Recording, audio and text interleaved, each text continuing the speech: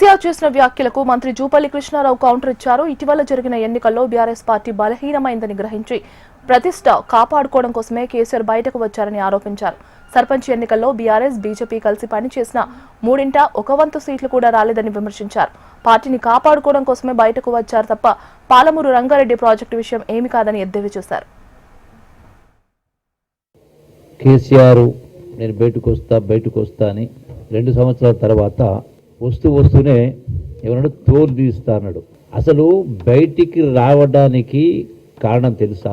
గడచిన 2 సంవత్సరాల కాంగ్రెస్ ప్రభుత్వ పరిపాలనలో రేవంత్ రెడ్డి గారి ముఖ్యమంత్రి గారి నాయకత్వంలో పరిపాలనలో బీఆర్ఎస్కు సంబంధించిన బీఆర్ఎస్ పార్టీ మొత్తం కండలన్నీ కరిగిపోయినాయి.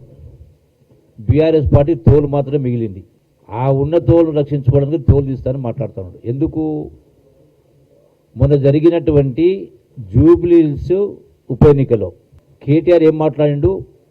జూబ్లీహిల్స్ ఉప ఎన్నిక రెఫరెండం అన్నాడు.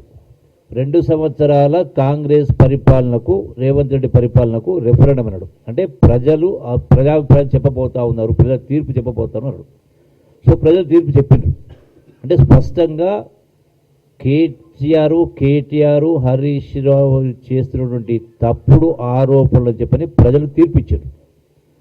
మళ్ళీ గడిచిన 2-3 రోజుల కింద జరిగినటువంటి స్థానిక సంస్థల సంబంధించిన సర్పంచ్ ఎన్నికల్లో కూడా బీఆర్ఎస్ పార్టీ బీజేపీ పార్టీ రెండు కలిసి పోటీ చేసినా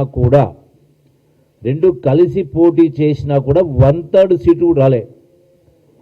అంటే 1/3 కూడా సీట్లు రాలే బీఆర్ఎస్ పార్టీకి. అంటే వాళ్ళ యొక్క పార్టీ ప్రతిష్ట అనేది పూర్తిగా పార్టీ కంప్లీట్గా బలహీనమైంది అనేది కేసీఆర్కి అర్థమై గడిచిన 2 సంవత్సరాల్లో కేటీఆర్ హరీష్ రావు కొడుకు అల్లుడు అందరు కలిసి ఏం చేసినా పార్టీ మొత్తం దిగజారిపోతా ఉంది. పార్టీ దిగజారిపోతా ఉంది.